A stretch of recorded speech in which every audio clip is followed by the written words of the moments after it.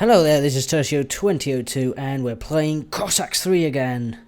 I'm having lots of fun with this game, playing multiplayer and the such. Now in this match, it's a 2v2 online game. There's a 20-minute peacetime, and I chose random and I ended up with Turkey. And that is going to lead to my downfall, as you'll see later on. Now, as you can see, we spawned with hundreds of peasants. That is also part of this game mode. So, building up my city as usual. I have so many peasants, I just don't know what to do with them. Probably we're just gonna gather some resources here and there while I think of a plan. Now, I am playing this. I'm not playing this game live. This is a commentary that I'm doing on a match that I pre-recorded, just because I just didn't feel like commenting and recording at the same time. So I'm just going to comment it because I thought it was a pretty interesting game, and I thought it was pretty fun. We'll see why. So standard build orders and stuff. I'm actually taking the advantage that I have so many peasants to build mines, the academy, in this case the minaret for Turkey, my barracks, my farms, and already starting to produce units. Now the thing is, I never played with Turkey before, so I'm a bit unfamiliar with how they play. Now the thing is, I did kind of know that Turkey is strong in the early game, but they're kind of weak in the late game because they cannot advance to the 18th century. And also, their units, they just get outdated really fast. So that's the problem here. There's a 20-minute peacetime, and I'm playing as Turkey. So my early game advantage is gone, which sucks. So I won't be able to contribute much to the end game here. And probably my enemies, they'll be able to advance to the 18th century and kick my ass. Now, once I formed the core of my city, I started building a wall, just to keep out those pesky enemies out of my territory. 5 minutes left of peacetime. Already got some pikemen, some musketmen as well. Getting some cavalry. Getting probably here a good mix of units here. Trying also to get as many upgrades to my musketmen and to my pikemen as possible, because I know I'm going to need them urgently. I also built some towers around the city for extra defense, because I know that I cannot afford going on the offense here. I'm going to be extremely weak once that peacetime is over. I do not know the enemy's nation, because you can't actually you cannot break the peacetime here. As you can see on the minimap, there's like some white borders. That is like your area. You cannot move out of there. Once the peacetime is over, those borders disappear and the players can start killing each other. So I'm just trying to fortify, get as many resources as I can, getting all those upgrades that I need, so on and so forth. I'm also trying to get as much stone and wood as possible to use to trade in the market, in case I need more food or I need more gold, iron, coal, whatever. I'm also trying to expand here the housing. Turkey has very little housing, so it's also a priority to build as many houses as I can to house as many units as I can. So here you can see separate pikemen that I sent around the map. That's just to keep watch on my borders in case the enemy will come, and which they will come. My ally, though, he's, if I'm not mistaken, he was playing as France. I think it was France. He had the advantage that, yes, they can advance to the 18th century. So you'll see that he will be the only one to actually confront the enemy team here. Lucky for us, one of the enemies did disconnect. So right now it's 1v2. And now, I'm going to spoil the end of the game, but we are going to lose. In part thanks to me, because I'm playing as Turkey, as I said, and I'm not very powerful in the end game. So I'm not able to contribute as much. You'll see that my units will die like flies. I also had some bad strategy decisions, but I've just found it funny nevertheless. There's my ally. Also concentrating on housing, getting his pikemen out. Trying to tech as fast as possible to the 18th century and get those 18th century musketmen. Soon I'll have to build a second farm to increase our food output because we're draining it so fast. And now the thing is, walls also drain stone and resources. But with stone I'm actually covered. I got lots of peasants on stone and wood. And I got the market for trading, so that no problem resource wise. I'm trying to increase the gold output of my mines, because that way I can buy more artillery units. And trying to get all the mines that I can here. I'm going to build an extra town hall here for the extra housing.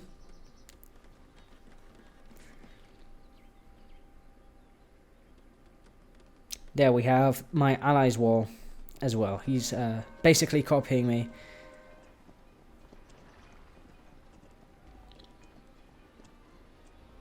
So I'm going to start building Tatars here. I was building Spaks, if that's the way you pronounce them.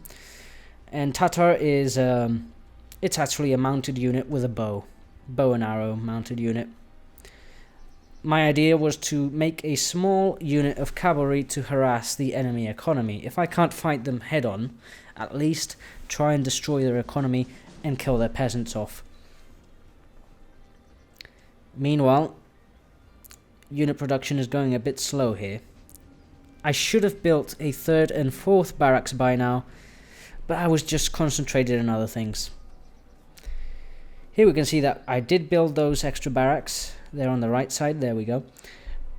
Unit production is coming up, but a bit too late. As you can see, peacetime is gone. The white borders on the map are gone. And here I have my small harassing unit of Tatars. I'm going to try and attack the enemy's stuff here, but he has an insane army. Here I can see that the black player is Ukraine, which are insanely powerful. You see, that's the thing.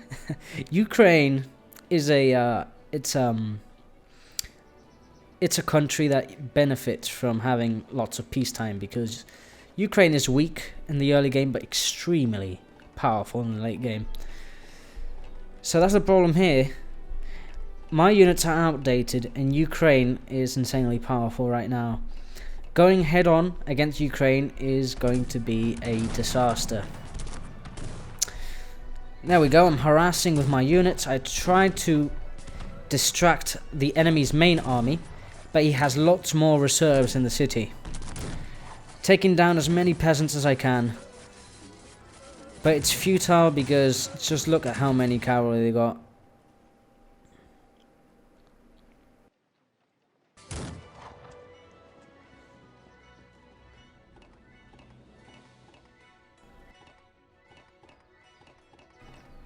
There's the wall. It's already completed, or half completed. Get my units ready. Ukraine is probably pissed off right now because I tried to harass his town centers. So he's going to advance his army to the middle of the map. I'm going to get ready for that. Advancing my artillery, pikemen and musketmen to the front line. Now, for some reason, I was feeling really confident. I thought, man, I can take on his whole army. But this is going to end up in disaster.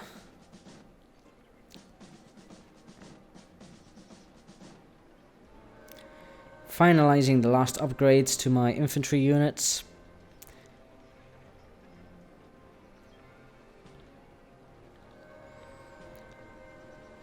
Here I'm going to make some more peasants, but just in case my city gets destroyed and I have that town hall more or less hidden from the enemy, so I can escape with some peasants in case I die or something. There's my allies' army. They're coming with some cavalry. I'm advancing with the pikemen. Trying to configure here some formations. If you haven't known until now, formations do make your units stronger. They give them a boost in attack and defense power. So it's very important to get as many units as possible in a formation. Okay, getting my cannons, my dudes. My ally is also getting in position to do something.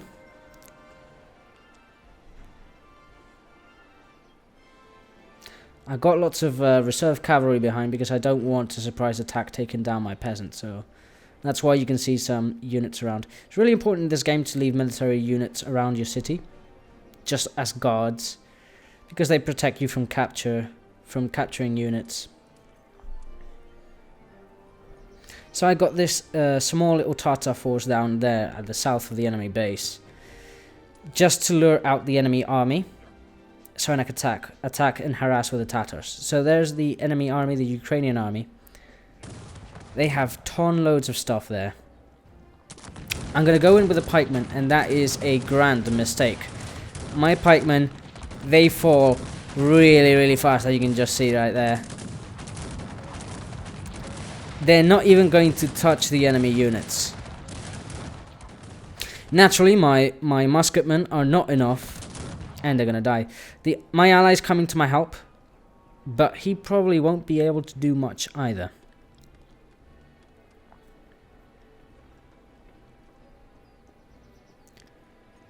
Sending back my cavalry units, and there's my ally. As you can see, those Ukrainian Surgiks are incredibly powerful.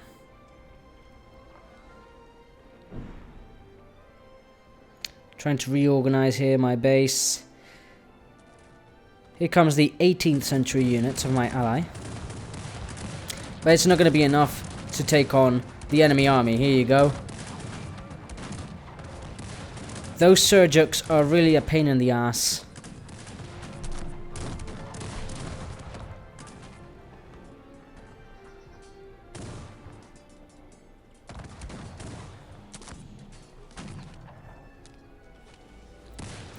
I'm trying to help my ally a bit, using my Tatars to just pelt some cavalry units down. But it's not going to be enough. I mean, just look at the handful of Tatars that I have over there.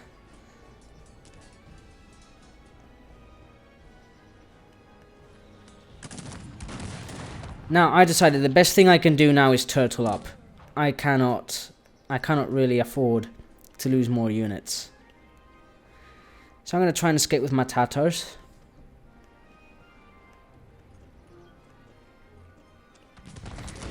Those Tatars right there, they're going to try and harass the enemy.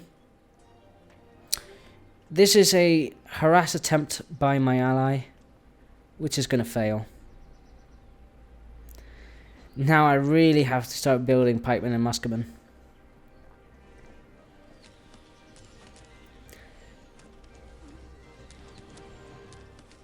There are my Tatars killing some peasants there. It's not going to hurt the enemy much, unfortunately. I mean, it's just so many peasants that it's really not going to make a difference. And here comes the enemy garrison, trying to kill off my Tatars. And what I'm trying to do here is gain some time. I'm trying to distract the enemy as much as I can so I can keep building my units and my army. I do not want them to capture my artillery. I really don't want that. The problem is they will, because my Tatars cannot stay and fight. So that's some poor decision making on my part. Not even 30 arrows can bring down one of their cavalry, unfortunately. Sucks. And there you go, the capture of the cannons right there. And now they oh no, I still control them. Okay, fine. But they're going to get captured right now. Yep, there you go. So there's a moment I have to retreat. I have to get back.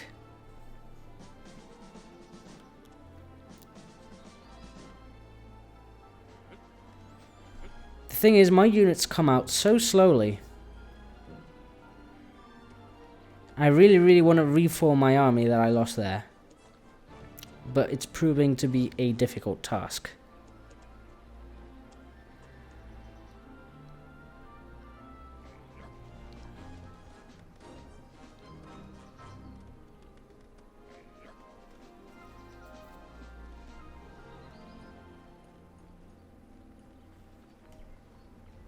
Now here we have the Allies' army. Now the thing is, one annoying thing that my ally did in this game is sending out his units one by one. And you'll see what I mean soon enough. I mean, my ally, he's very, very high-tech. So he can afford technologies and he can produce lots of units really fast. In fact, the barracks is like a big assembly line. You'll see that the soldiers come out every second. And instead of actually joining them into formations and amassing them, he sends them with a rally point towards the enemy army, and he sends them one by one, and they don't really do anything. They just walk to their deaths. That is something that maybe if he didn't do that, we could have won. We still had the opportunity here because, as I said, the other enemy player did disconnect. So this is basically 2v1, with Turkey being the underdog here. Now this is what I dislike about peacetime games. I've never been a fan of them. I did, however, want to play one peacetime game just for kicks to see how it goes again. But honestly, if you're going to play a peacetime game, you better get a civ that is good at late game. If you get something random like Turkey, then you're dead. Turkey late game, bad. They excel in the early game. Getting my last upgrades there as well. Trying to get some officers. Now, if you check down at the minimap, you can see that you can see a little black line in the fog of war. That is the enemy army, which is already at my doorstep. There you go. There it is. They're bombing down my wall. Now, thankfully, if I didn't have that wall, they would have marched right in. So the wall is going to give me enough time to amass more units. That is good. My ally, however, he keeps massing stuff in the middle of the map. Oh, and he discovers a second Ukrainian army. We'll be able to see that in a second. Meanwhile, the bombings continue. I try to position my cannons in a place where I can counter.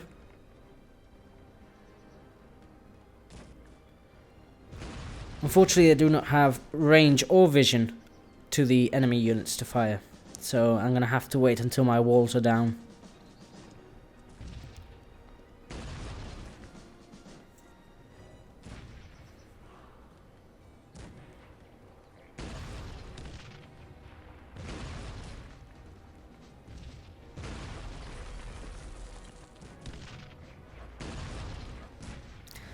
Now, one thing that I think I should have done was to make exclusively musketmen, because pikemen, with the superior firepower of the Surgics, is not going to do much.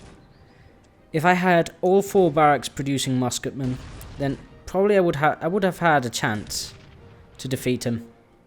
His cavalry would fall like flies, and then I would have to destroy his Surgics.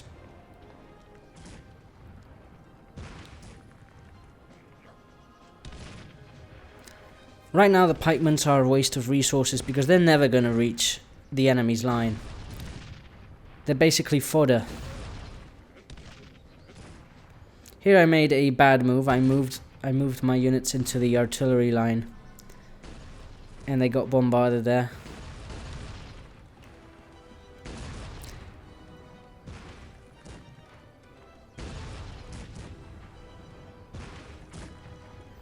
Sending out my Tatars to get into a flanking position when they come in.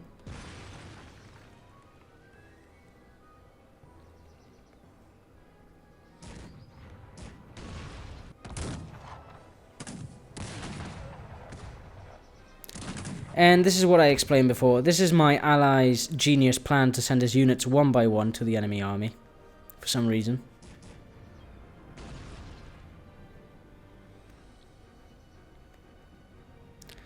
And my Tatars are in position to do an ambush.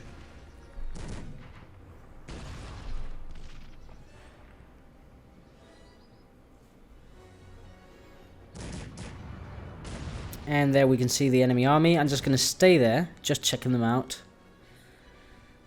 In fact, I'm going to hide them a bit, just in case.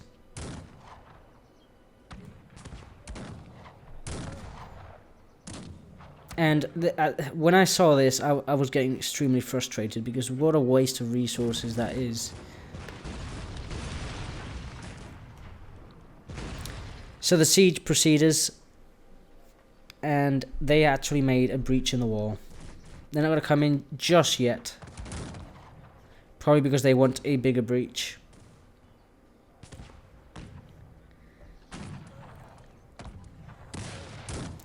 Now, I'm actually trying to see if I can actually ambush these guys here.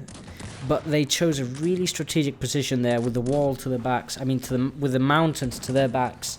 So it's going to be really hard. Fortunately, I can fire over the mountain, so I can actually pelt some of his units. That way I'm trying to destroy his position and formation.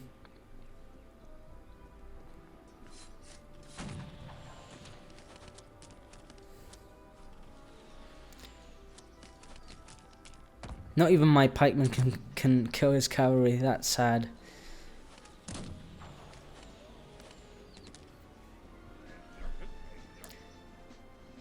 Trying to take down Surgics, and here comes the push of the Ukrainian player. I'm going to try and get my pikemen to try and block that entrance. I'm waiting for the moment that they want to come in, so my pikemen don't get killed unnecessarily. My cannons are opening fire, but they just can't reach the enemy Surgics because the cannonballs just crash against the hilltop there. He's advancing his cannons on top of the hill. I'm going to be able to hit them now, but he's got too many cannons. He's going to outpower me there.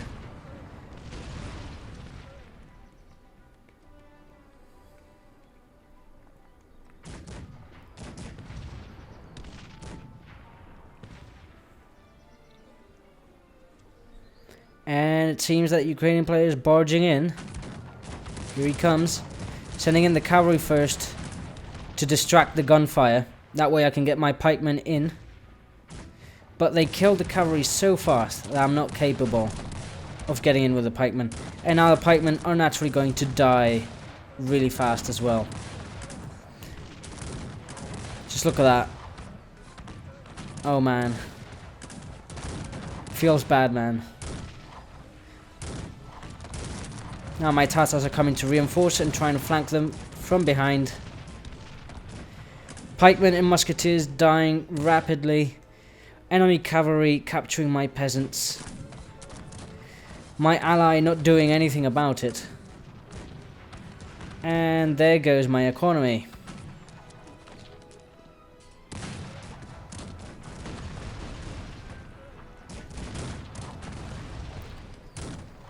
Now at this moment I'm thinking, well, I won't be able to win, so I'm just going to grab my dudes and exile them from the city. I'm going to go next to my ally city and start rebuilding there. Meanwhile, I keep doing as much damage as I can. It's just futile.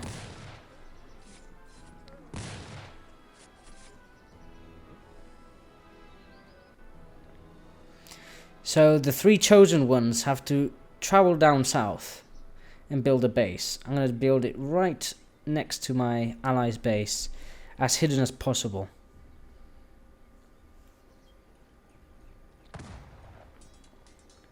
Now my ally sees fit of, he sees an opportunity, he wants to advance on the Ukrainian city. Unfortunately, the Ukrainian has lots of troops back at his base as well, so it's just not enough.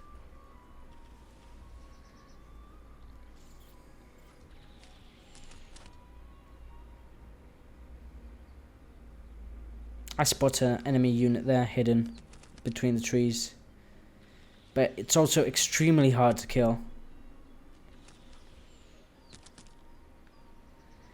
I mean, the Tatars, they just don't do hardly any damage to enemy units. They're good for harassing buildings because they got fire arrows, but against units, pretty useless. So this is when I stop producing units already from the barracks because it's a waste of resources, and I try to salvage all that I can and go south.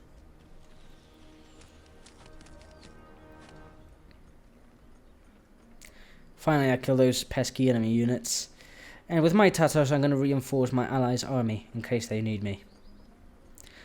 And that's pretty much what we have for today. The game hasn't ended yet, so I will make a part 2 with the ending of it because there's some really incredible battles in that part. So there we go, Town Hall, and I'll see you in the next part.